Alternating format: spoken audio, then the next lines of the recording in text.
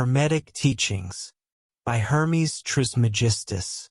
Chapter 1. Hermetic Writings. 1. One of the definitions of the word alchemy is the power to transmute, or the act or process of transforming something common into something precious. Transmutation or change on all planes of existence, visible or invisible, and in all aspects of life, is the basic idea presented in the teachings derived from the sage Hermes Trismegistus, which are encompassed under the name of Hermetic philosophy. Whatever the denomination used, there have been, in all ages, men whose imaginations were inflamed by these ideas. The reasoning was reached that, just as man was created in the image of God, man can create in the same way as God. That which is above is like that which is below. Such is the axiom of the alchemist. There could not be one set of laws for the cosmic and another for man. Therefore, the same set of laws governs everything. They are the cosmic laws, laws that would be the same no matter where or how they were applied. Creation began when the cosmic mind, through the power of will, gave impulse to consciousness, which produced manifestation. The alchemist, following this reasoning, conceived the idea of the prima materia or first matter, a basic substance from which all matter is formed. The prima materia is what the Rosicrucians call spirit energy, for when motion or vibration was imparted to it by the mind, by the will, and by consciousness, this spirit energy divided into all forms of matter. The alchemists were unfamiliar with the terminology of modern physicists. However, they conceived and understood the theoretical concept that it would be possible to alter matter by turning it into prima materia and then creating with it whatever they desired, because in reality all matter was one single thing with only a vibratory difference in its various formations. Accepting this premise as true, the structure of the alchemist's reasoning and the development of his ideas were logical. He believed that all common and base metals could be transmuted into their highest form, gold, and that it would be possible to create a tincture capable of effecting this transformation. He dreamed of transmuting the human body into something perfect, with a universal remedy capable of curing all diseases. He also believed in the possibility of transmuting everything that was base and common in the essence of man's personality into a transcendental being, into the personality of a master. All this was something more than simple dreams, for there was evidence passed down by sages of the past who had already trodden the same path. The purpose of the alchemist, therefore, is the transmutation of something common into something precious. This objective is achieved through a true understanding of the law of correspondences or cosmic law, which acts on all levels. The process of transmutation, however, is one of growth as well as change. By tradition, the how of the process has always been a carefully preserved secret. The medieval alchemists saw fit to describe the steps of transmutation in enigmatic and cautious terms. Some alchemists spoke of 4 steps, others cited 12 or more. Paracelsus, who lived most of his life in the 16th century, describes 7 steps. 1. Calcination. 2. Sublimation. 3. Solution. 4. Putrefaction. 5. Distillation. 6. Coagulation. 7. Tincture. These appear to be chemical processes, but they could also describe processes on higher levels. The Hermetic writings are works attributed to Hermes Trismegistus, a character whom most historians consider allegorical or mythical. Dr. H. Spencer Lewis, however, referred to Hermes as a real person. The treatises contained in the Hermetica are in the form of conversations that introduce the mysteries, with the mystic interlocutor receiving the first hints of cosmic consciousness, retaining them in his conscious mind. I was liberated, full of power, he flowed into me, and full of what he had taught me about the nature of the all. The Hermetica, along with the Emerald Tablet, which was the basis of alchemy, are two strictly Hermetic works upon which alchemical science and philosophy are founded. The Emerald Tablet, already studied in other Amorc discourses, will be compared with the Hermetic writings in a chapter of the present book. This chapter consists of a summary of 4 Hermetic writings. Since they are summaries, the paragraph numbers have been omitted, and omissions and condensations are not pointed out. What now follows is a summary of Book 1, Poimandres, which is a dialogue between the mind and Poimandres or Hermes, narrated by Hermes. The comments added to this summary are in parentheses. The author begins by saying that he was meditating and provides 2 elements of his meditation: the elevation of thoughts or consciousness, and the repression of the objective senses. A vast being appears before him. Hermes asks Poimandres who he is, and Poimandres replies that he is mind, in Greek, nous. The Rosicrucian order uses nous to describe the universal, cosmic, creative force, the energy that can be considered as mind or cosmic psychic energy. The writings say that the mind is always with man. In other words, man has within himself the cosmic mind. He is never separated from it. Hermes, the author, desires to know the things that exist, to understand their nature, and to know God. He is advised to keep such desires in mind, and the mind, Poimandres, will teach him. He should concentrate and meditate on these things. Poimandres' aspect changes, and all things open up to Hermes. Everything becomes light. Then comes the darkness, expelling smoke and letting out an inarticulate cry like a lament. From the light comes the word, which descends upon the moist nature. This is creation, which can be diagrammed as follows on the next page. Darkness, mind; light, the word; moist nature, fire, air, water, earth. However, light is mind, the first God, and the Logos, the Word, is thus the Son of God. This corresponds to man, in whom the mind is the Father and speech, the Son. Nous, mind, is the Father and corresponds to Ta. Logos, Word, is the Son and corresponds to Thoth. The two are united, for life is the union of Logos and Nous, Word and mind. Concentrating on the light, the author discovers that it consists of countless powers, and that it has become an ordered and boundless cosmos, and that what he had just seen was the archetypal idea of creation, the cosmic model. The elements of nature come into existence by the will of God, by the Word, and by the copy or imitation of the archetypal cosmos. In this way, the material cosmos is a copy of the archetypal cosmos. The first mind is life and light. It is bisexual or bipolar, containing within itself both factors necessary for creation. Thus, it produces another mind, the artificer of things, the architect of the universe as some more recent authors have called it, or the craftsman of alchemy who, like nature, is assisted by the human craftsman. It is possible that here Jacob Boehme found his concept of 2 minds and 2 wills. The second mind was the fire and the spirit of the air. It created 7 administrators who encompass the sensible world or material cosmos. These administrators correspond to what Flood calls intelligences, angels, or rulers of the planets. Their administration, according to the Hermetic writings, is called destiny. We could use the term karma. It was said that the word came from the light, and that fire, air, water, and earth were separated and kept in motion by the Word.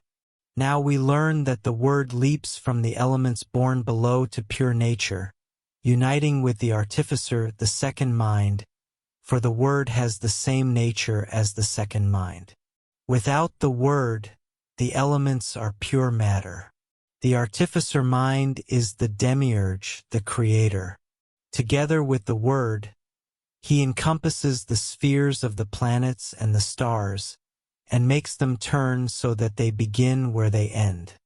From the elements, nature, as a second mind, desires and produces creatures without the logos, winged things in the air, things that swim in the waters, etc.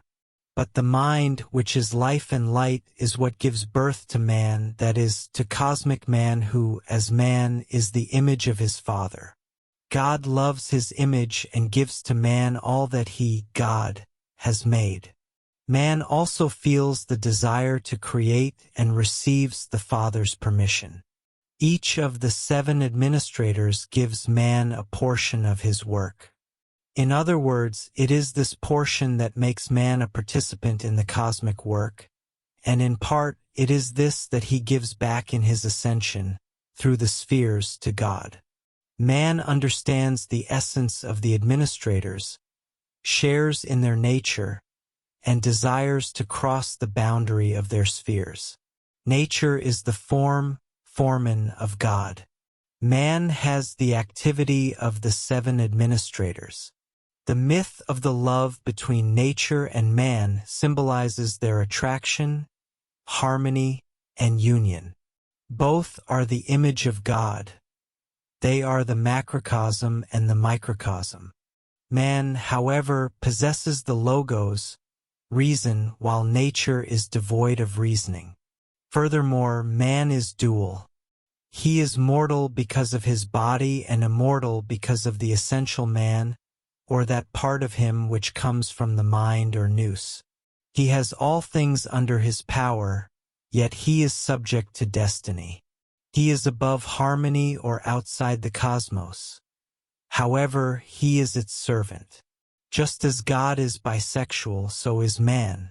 The immortal part of man never sleeps, just as God never sleeps, but in his mortal part he is subjugated by sleep. From the union between man and nature arise 7 men who are also bisexual. We then have the cosmic man or archetype, 7 administrators, 7 archetype men, and God, all bisexual or bipolar, capable of creating from their own natures or elements. The 7 men receive the vital spirit from the ether. From fire they receive their maturation, from earth the negative polarity, and from water the positive polarity. In them life becomes soul, and light becomes mind. All living creatures were bisexual, but are separated into males and females, and all creatures multiply according to their species. He who dedicates himself to knowing himself, however, will enter the good that is above all being. He who allows himself to be led astray by eros, or love, dissipates his love in the body, wanders through the darkness of the world of the senses, and suffers death. The man who knows himself refers to the knowledge of the entire self in contrast to the one who loses himself in the world of the objective senses. Ignorance, therefore, consists of love for what is material, the source of darkness. He who knows himself participates in the good because the Father of all consists of life and light. The immortal part of man comes from life and light. The man who knows this returns to life. Mind is present in good and holy men. The mind, as guardian, will prevent maleficent activities. When the material body dies, it becomes subject to changes and its ideal form, eidos, becomes invisible. Man then ascends to the spheres through harmony. To each of the 7 zones he surrenders an attribute. He ascends, then, to the 8th sphere clothed in his own power. In other words, He will have left with the 7 spheres the characteristics derived from them. Then those who reach the 8th sphere ascend to the Father. Becoming immanent powers, they are in God, which is the full attainment of those who have achieved gnosis or knowledge of God. Having given thanks to God, the author begins to preach to men the beauty of piety and gnosis. He sows among them the logos of wisdom, and they receive the water of immortal life to drink. The remainder of Book 1 is a hymn and a prayer. Holy is God the Father of all, who was before the first principle. Holy is God, whose purpose is accomplished by his diverse powers. Holy is God, who desires to be known, and is known by those who belong to him. Holy are you, who by your word constructed all that exists. Holy are you, whose radiance nature has not obscured. Holy are you, of whom nature is an image. Holy are you, who are greater than all preeminence. Holy are you, who surpass all praises. Accept the pure offerings of words from a soul and a heart raised up to your presence. You whom words cannot describe, no tongue can express, whom only silence can declare. I pray that I may never turn away from the knowledge of you that corresponds to our being. Hear my prayer, and place the power within me so that, having obtained this gift, I may enlighten those of my race who are in ignorance, my brothers and your children. In this I believe and bear witness that I shall enter into life and into light. Blessed are you, Father. Your creature seeks to share in your holiness, for you have given him all authority. Book 5 of the Hermetica covers the teachings of Hermes to his son Tat, another form of the word Thoth. The book refers to God, to the manifest and to the unmanifest. In this explanation we learn the nature of God or the cosmic. The basic argument is that God in himself is unmanifest. If he were manifest, he would not exist, for what is manifest is subject to modification, to becoming. God is not subject to changes. Therefore, he is unmanifest. He always is, but he makes all other things manifest. He does not come to be by making himself visible, for this would be manifestation. God is beyond visibility. This concept is similar to Eastern ideas about the world as appearance or Maya. By making all things arise, God appears in everything and through everything. Pray to the One, for only thought can see the hidden or unmanifest. If you desire to see God, contemplate the sun, the stars. Every order must be created. That which has no order was not created. Everything that was created possesses order, consisting of place, number, and measure. Who produced all that is, if not the hidden God, who made all things according to his will? He is greater than all names. He is the One, and his work is to be Father. His own being is to conceive and create all things.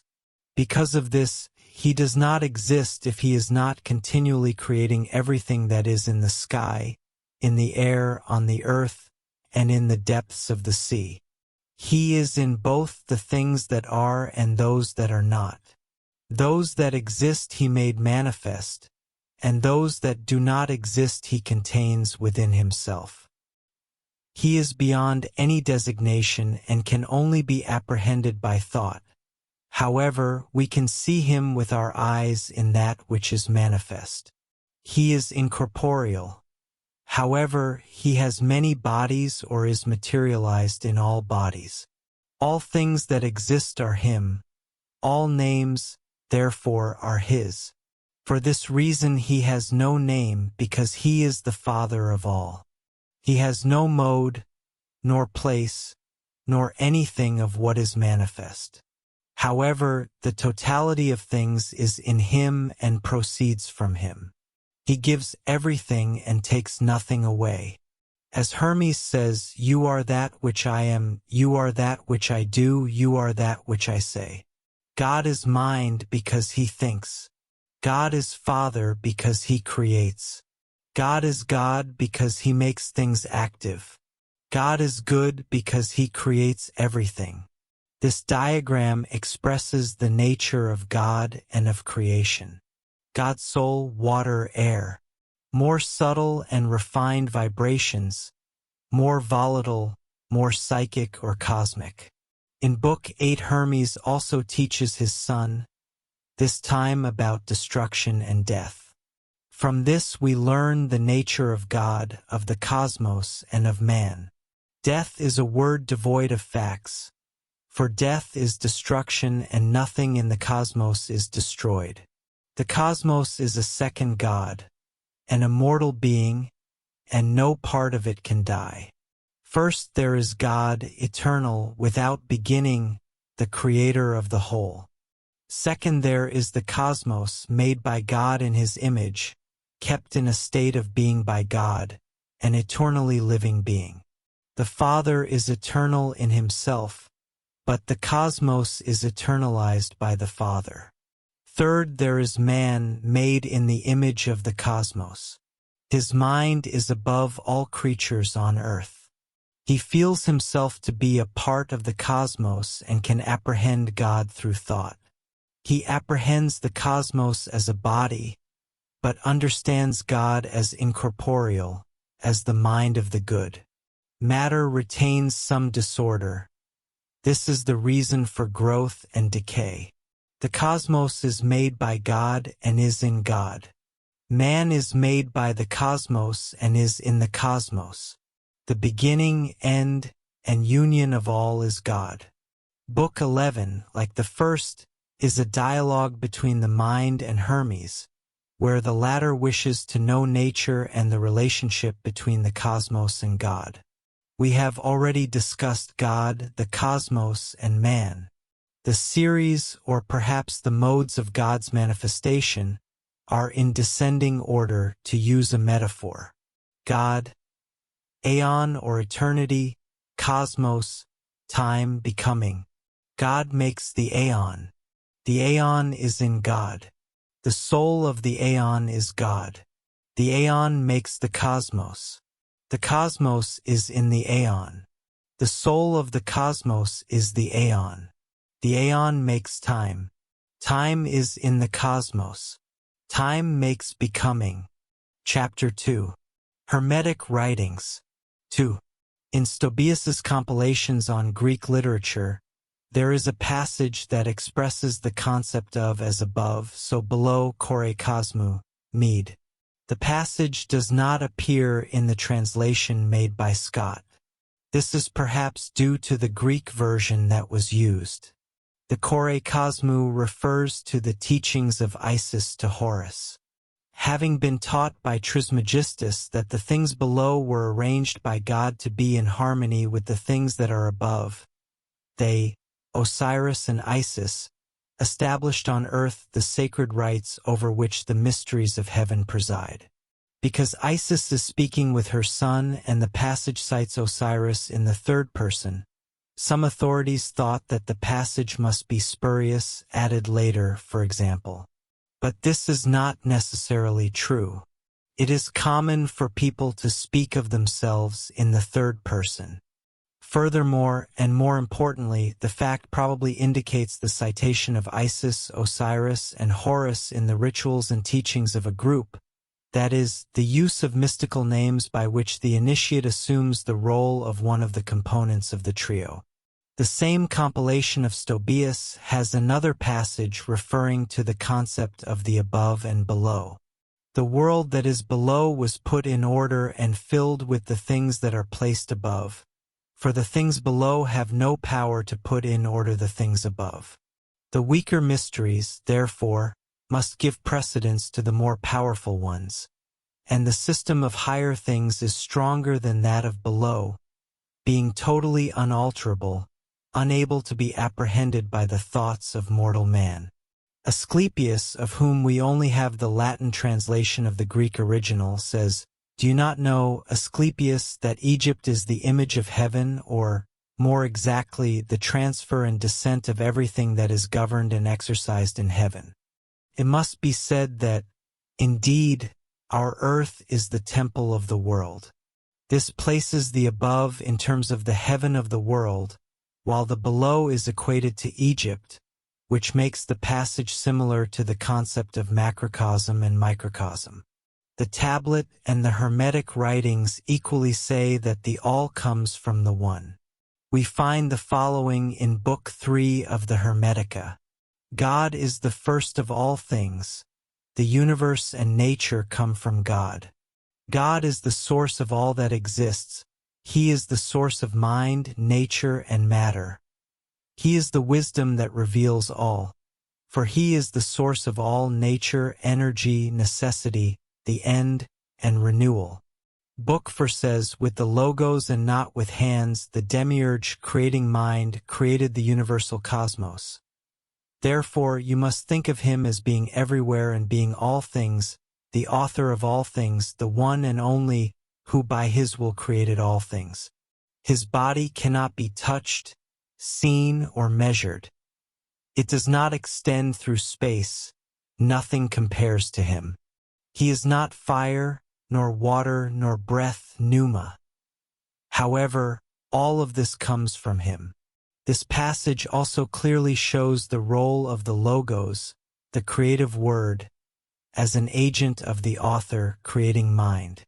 Also in Book 4, one reads this passage. The One, being the source and root of all, is in all as source and root. Without the source, nothing exists, but the source comes from nothing but itself, since it is the beginning of all. It is its own source, for there is no other. The One, being the source, contains all numbers, but is not contained by any number. It generates all numbers and is not generated by any number. Now, everything that is generated is imperfect, divisible, subject to additions and subtractions, but the perfect is subjugated to none of this. That which is subject to additions receives them from the One, but succumbs to its own fragility when it can no longer contain the One. And now, O Tat, I have sketched for you, as much as was possible, the image of God. If you apply yourself to it with the eyes of the heart, then, believe me, my son, you will find the path that leads upward, or rather, the image itself will guide you. The tablet says, just as all things are created from a single One, by the will and command of the only One, or united One, who created it, so all things are born from this single thing by prescription and union. In the Hermetica, Hermes instructs his son Tat in Book 5:2. Making all things appear, He appears in all and through all, but especially in those that He wishes to manifest.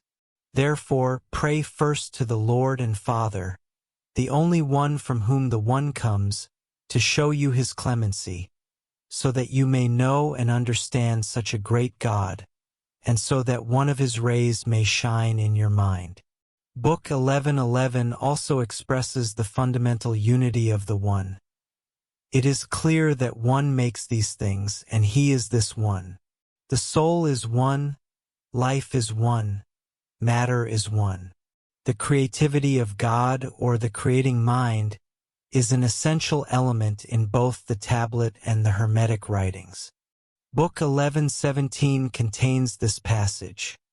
Just as man cannot exist without life, God cannot exist without creating what is good.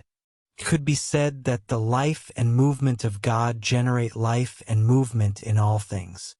The concept of perfection is common to both, to the tablet and to the Hermetica. In the tablet it is stated that all things are created from One, and that this is the generator of all perfection in this entire world. Book 11:13 of the Hermetica declares, it has already been demonstrated that nothing can be inactive. How much more true this is in relation to God. If there is anything that He cannot do, He is imperfect, something that no one will dare affirm. He is not inactive but perfect, and he creates all things. The tablet says that all things are created by the will and command of the Only One. Hermes, as the author of the first book, asks Poimandres, "From where did the elements of nature arise?" Poimandres answers, "From the will of God." After receiving the word and contemplating the beautiful archetype cosmos and copying it. The word is analogous to the command cited in the tablet, there being, then, in the tablet and in the Hermetica 2 elements, the word and the will. Also in Book 1, the text tells us, "From the lower elements, nature as mind, desired and produced creatures destitute of logos or word." But the preceding sentence says, "The creating mind, together with the word, encompassing the spheres and making them revolve, set its own formations rolling like a wheel." In this way, the creating mind and the word created the spheres, the macrocosm, and the above. Nature, or the creating mind as nature, in turn desired and produced, in the lower world, creatures destitute of logos. The will of God is also mentioned in Book 10.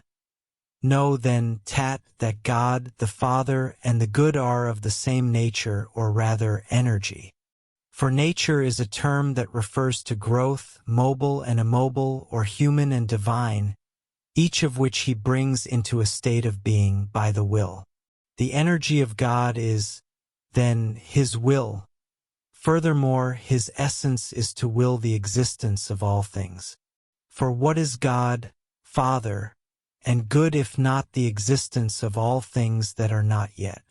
This, the will of God, constitutes the existence of all things that are. This is God, the Father, the good. The concept of duality is symbolized in the Hermetica by the bisexuality of God, by the 7 administrators, the 7 cosmic men, and by the first man. Bisexuality is also a symbol of self-generation. A bisexual creature or being needs nothing but itself to create. This concept is given in the tablet, in the declaration that its father is the sun, its mother the moon. The sun is masculine and positive. The moon is feminine and negative. But the sun and the moon are the 2 eyes of Horus. They are an inseparable pair and are part of the macrocosm. They represent duality within the unity of the macrocosm. Asclepius 1:2 says, "Only that which tends upward grants life. That which tends downward is subservient to it." Furthermore, everything that descends from above is generative. That which rises upward from below is nourishing. The earth, the only one to remain firm in its place, receives all that is generative. To put the idea in different terms, the higher is life-giving and generative, and the lower is nourishing.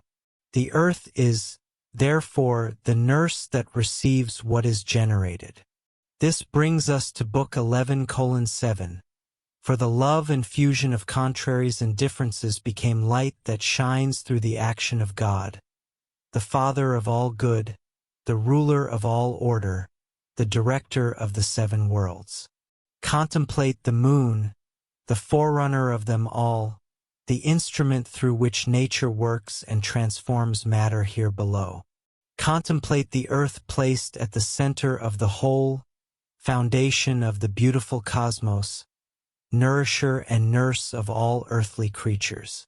The tablet says, "Its power is perfect when it is transformed into earth." The latter part of Book 11 speaks of the great evil, ignorance of God. For nothing exists that is not the image of God. Yet you say that God is invisible. You should not speak thus, for who is more manifest than he? For this very reason he made all things, so that through all things you might see him. This is the goodness of God. This is his virtue, that he manifests himself through everything. Nothing is invisible, not even the incorporeal. The mind can be seen through its thoughts, and God can be seen in His work. God is perfect, and the manifest is His image. His virtue lies in that He manifests Himself through all things. However, the word virtue comes from the Latin word meaning strength, power, and virility. The tablet instructs the student to separate the earth from the fire, the subtle from the crude or gross.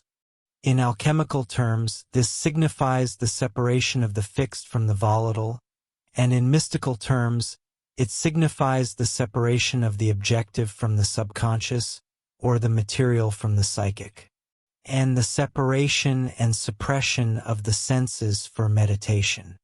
The Hermetica in Book 10:4-6 tells the student that, in order to apprehend the beauty of the good, one must be able to see it. And it can only be fully seen by those who are liberated from the body, for knowledge of it comes from profound silence and the suppression of all the senses.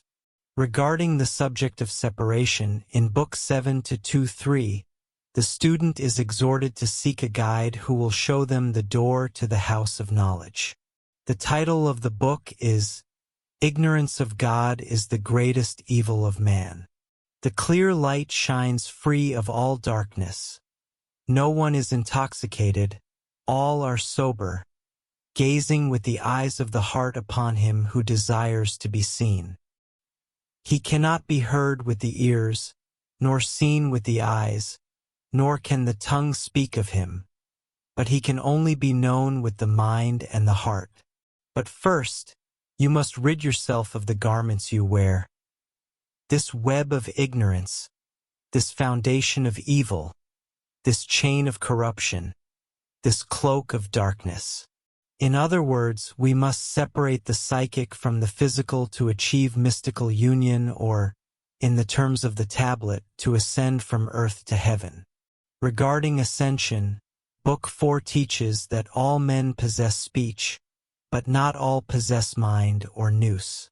But many are the men who have partaken of the gift of mind that God has sent down. And these, my son, in comparison to the others, are as immortal gods to mortal men. They encompass within their mind all things that exist, the things of the earth and the things of heaven, and even that which is above heaven, and, elevating themselves to those heights, they behold the good.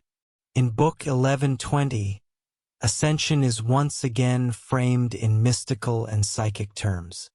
If you do not make yourself equal to God, you cannot know Him, for like is known by like. Transport yourself beyond all that is corporeal, and expand yourself to that greatness which is beyond all measure. Rise higher than all heights, descend lower than all depths.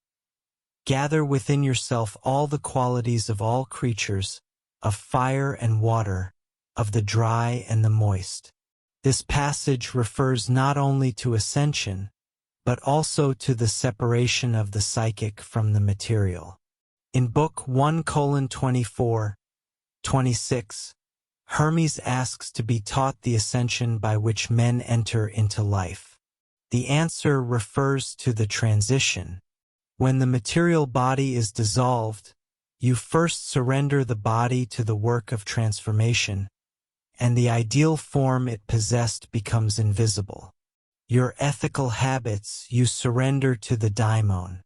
The physical senses return to their sources. It is thus that man ascends through the harmony, that is, the spheres of the heavens. To each zone, man returns what he received from it, namely during his descent at birth. Clothed in his own power, man ascends to the nature of the eighth sphere, and finally to the Father. Becoming a power himself, he is in God. Much like the tablet, this book associates power with ascension and, consequently, with the descent to earth through birth. This power, which the tablet declares to be perfect when transformed into earth, is considered in Book 11 to be active within the manifest. The Creator is in all things. He is not confined to a single place, nor does he do only one thing, but rather he creates all things.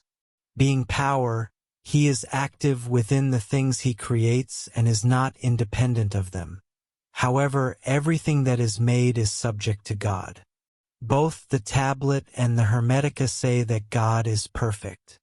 In Book 11 we find the title, "The Good is in God alone and nowhere else." The good, O Asclepius, is an essence free of all motion and of all becoming, possessing a stable energy centered within itself. It lacks nothing, is not subject to passions, and possesses an ever-complete supply. It is one and yet is the source of all things, for that which provides all things is the good. It is forever good. But this belongs to no one, save God alone. He needs nothing. Therefore, if he were to desire anything, he would be maleficent. He can lose nothing, nor can he be injured by a loss. There is nothing so strong that it could do him harm. Since these things do not exist in God, what remains but God alone? Book 2 also expresses the perfect in terms of the good. Only God is good. All other things can be separated from the nature of the good. The body and the psyche have no place for the good, for the good is so immense that it coexists with all things that exist, both corporeal and incorporeal, sensible and intelligible. The individual cannot possess the good, because the good is God and is coextensive with everything that exists. That which exists is, therefore, perfect as a whole. Chapter 3. The Emerald Tablet. The oldest known references to the Emerald Tablet are Arabic and date back to the 9th century, probably originating from Syriac versions.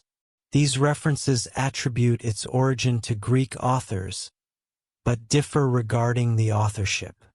Legends claim that the tablet was found with Hermes in his tomb, or with Alexander also in his tomb. It was supposedly written in Phoenician characters on an emerald tablet. The versions differ on some significant points. In this work, I have utilized the Latin and German versions found in Heinrich Kunratha's Amphitheater of Eternal Wisdom, this version being given in the series of discourses on symbols. The tablet expresses the Hermetic axiom as above, so below, but it is not the only source of this concept. It can be found under different terminology in many religious and philosophical writings. The tablet is unique in that it expresses itself in alchemical terms and serves as a philosophical or metaphysical foundation for alchemy. Astrology and magic are also based on this concept, or on the idea of the macrocosm and the microcosm. The Emerald Tablet is written in alchemical terms and presents alchemical theory. The Hermetic writings are written in terms of mystical philosophy. However, the ideas contained in both can be applied to alchemy. The concepts are, therefore, parallel, one corresponds to the other. From the Emerald Tablet. True, without falsehood, certain and more than real, that which is below or inferior is like that which is above or superior, and what is above is like what is below to accomplish the wonders of one thing. Just as all things are created or restored from one thing by the will and command, or by the meditation of the one who created it, so all things are born or proceed from this one thing by prescription and union or adaptation. Its father is the sun, its mother the moon. The wind carries it in its womb. Its nurse is the earth. This is the father of perfection in all the world. Its power is perfect when transformed into earth. Therefore, you must separate the earth from the fire, and the subtle from the coarse and gross, but with love, with great understanding and discernment. It ascends from earth to heaven, and from heaven comes again to earth, and once again receives the power of the above and the below. In this way you will have the splendor of the whole world. All lack of understanding and ability will leave you. This is the greatest of all powers, for it can overcome every subtlety and penetrate everything that is solid. Thus the world was created. Thus rare combinations are originated and wonders are forged. This is the method of action. Therefore I am called Trismegistus, for I possess the three parts of the wisdom of the world. All that I have said regarding the work of the sun is fulfilled. To understand the Emerald Tablet, we will first indicate some of its main concepts, and then read the text itself, followed by an additional explanation of certain concepts. Finally, the parallels between the tablet and the Hermetic writings will be discussed, which, as far as I know, has not been done before. The first and basic Hermetic philosophy in any form is the axiom as above, so below, or as the tablet reads, that which is below or inferior is like that which is above or superior. This is analogous to the macrocosm and microcosm, the great world that is the cosmos and the small world that is man. It is expressed in the writings when they say that the cosmos is made in the image of God, and man in the image of the cosmos. Second, there are three expressions that use the idea of the one, and we must understand what they mean. The tablet states, that which is above is like what is below to fulfill one thing. This thing that is fulfilled refers to what the alchemists called the philosopher's stone, but which in mystical terms refers to harmonization and cosmic consciousness. The tablet also says, just as all things are created from this single thing. The thing from which all others are created is the first matter, prima materia, of the alchemists. We say that everything is vibratory. All things are created from the first matter. All things are born from the philosopher's stone. The tablet teaches that all things are created by the will and command of the one, or, depending on the version, by a similar term, such as the united.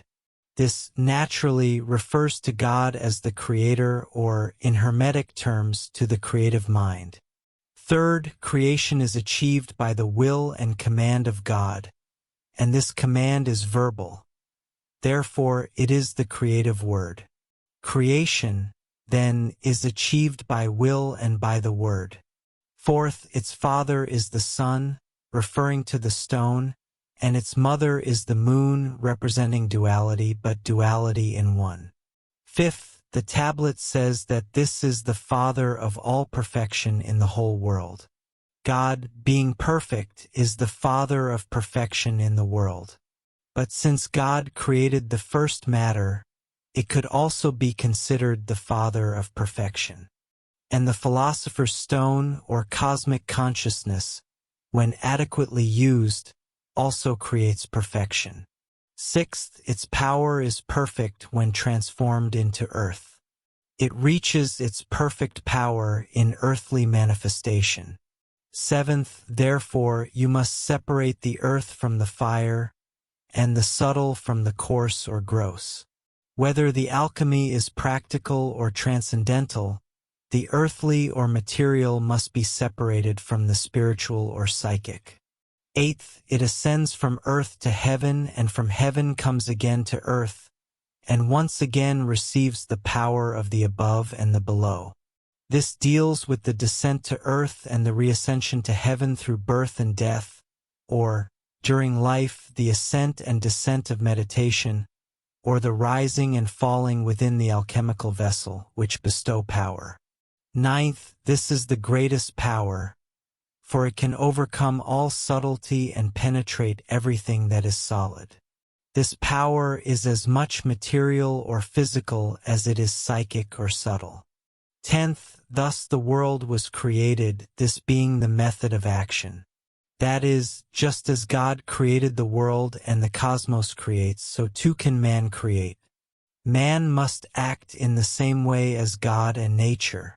A key to understanding the Emerald Tablet and interpreting the one thing is the phrase "to fulfill the wonders of that one thing."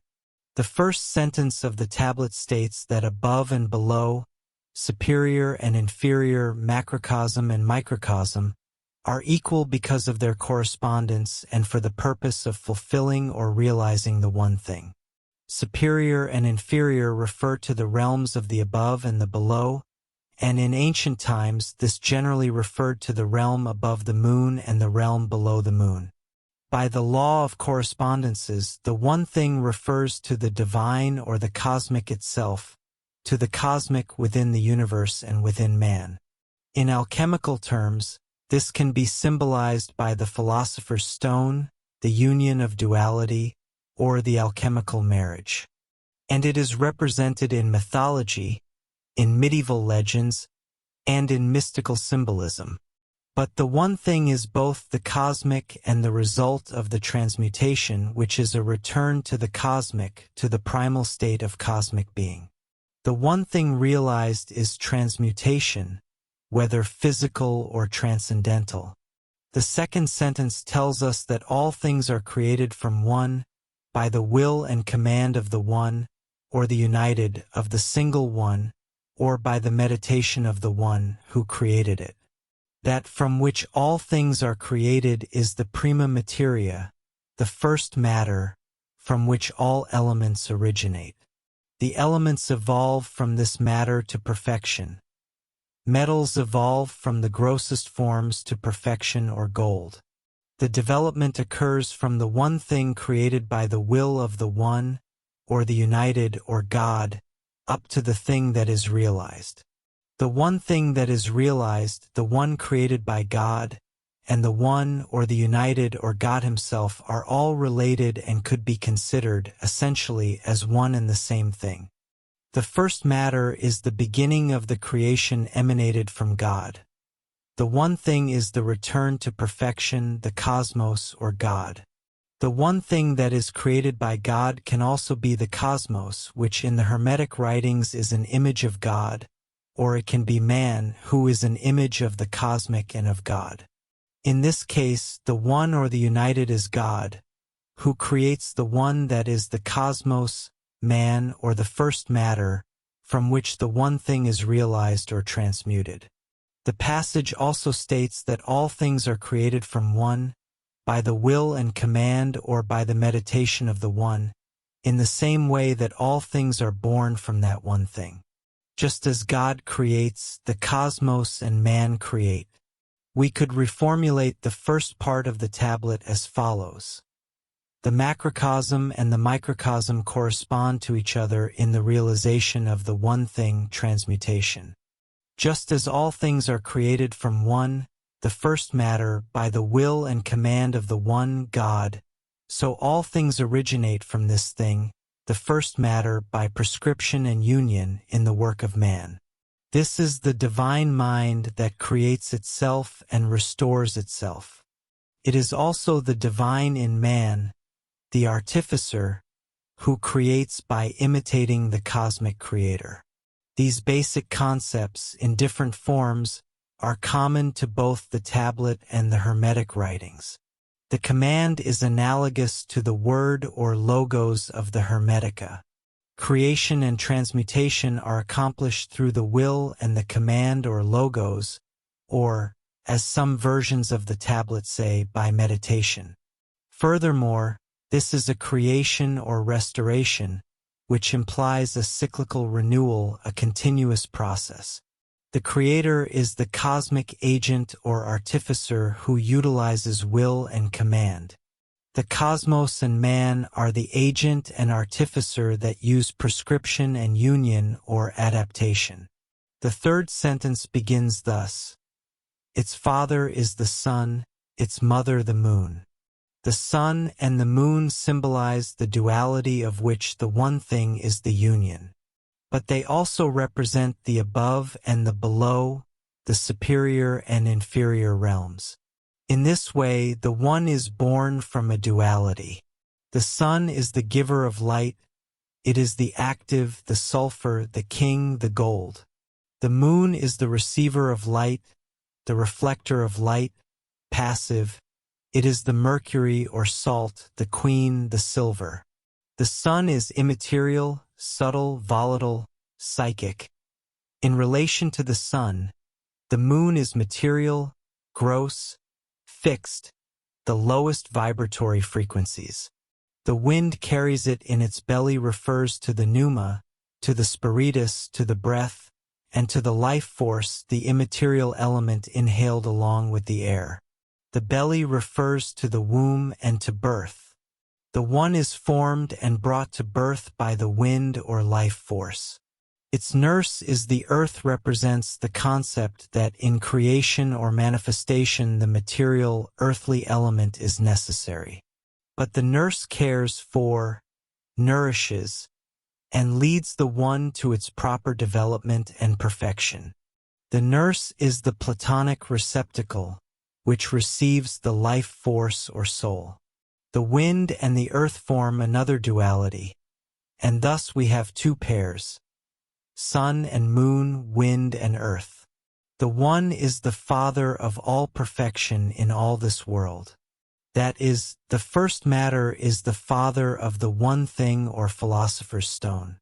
The one, or united, creates the first matter, which in turn is the father of the one thing or philosopher's stone, which is the return to the cosmic of the one. The one is born from the duality of sun and moon, but is, in itself, the father of all perfection. All things are born from the one, are created by the one, and are perfection in the one.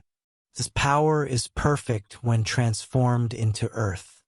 In other words, mundane, material manifestation is necessary for the realization of the one thing. And it is part of the cyclical process necessary for the realization of the one thing. First it becomes manifest in earthly form, then it is separated into earth and fire. You must separate the earth from the fire, and the subtle from the gross. Only after this separation does it ascend from the earth to heaven and from heaven descend again to earth, and once more receive the power of the above and the below. The steps presented here are 1. The earth, the receptacle, receives the soul or life force, and it is transformed into earth. 2. The earth, or the gross, is separated from the subtle or fire. 3. The subtle, the soul or psychic part, ascends to the above, descends to the below, and receives the power. By this means you shall have the splendor of the whole world. This splendor, in terms of the transmutation of man, is illumination or cosmic consciousness. It is a union or unification. All lack of understanding or capacity will abandon you. This is the greatest of powers, for it can overcome all subtlety and penetrate everything that is solid. Thus was the world created, that is, by God. This is the way to act, meaning that this is the way for man to act. Just as the alchemical process requires the separation of the subtle and the gross, meditation requires the separation of the psychic self from the physical self. The work must be done lovingly, with great understanding and discernment, or the student will fail to achieve physical or transcendental transmutation. The one or first matter is separated, and part ascends and descends, just as the mystic's consciousness ascends and descends during meditation. The tablet says, "Therefore I am called Trismegistus, for I possess the 3 parts of the wisdom of the world." This could be a reference to the 3 basic steps we have described. It refers to Trismegistus as king, philosopher, and priest. It also corresponds to the 3 realms: eternal, celestial or astral, and mundane and temporal, or to God, nature, and man. Knowledge of the 3 is necessary for the triple mastery suggested by Trismegistus. All that I have said regarding the work of the sun is fulfilled. The sun is the symbol of God and also of gold, which represents perfection, the result of the process of transmutation. Chapter 4. Growth and Transmutation.